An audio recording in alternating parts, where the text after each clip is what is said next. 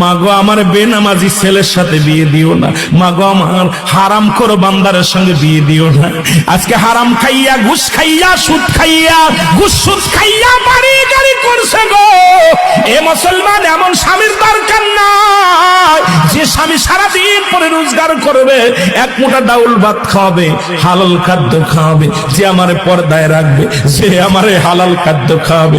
মা গো, জীবনে যদি বিয়ে দিতে হয় এমন একটা ছেলের সঙ্গে বিবাহ দাও যে ছেলেটা আল্লাহরে ভয় পায়, রাসূলের প্রেম অন্তরের মধ্যে আছে, যে ছেলেটা হারাম খায় না, যে ছেলেটা সুদ খায় না, যে ছেলেটা ঘুষ খায় না, যে ছেলেটা 5 ওয়াক্ত সালাত আদায় করে, যে ছেলেটা তার কি করে দুনিয়ার মধ্যে কোনো মস্তানি করে না, গাঁজাগুলি খায় না, এমন একটা ছেলে তুমি আমারে দাও।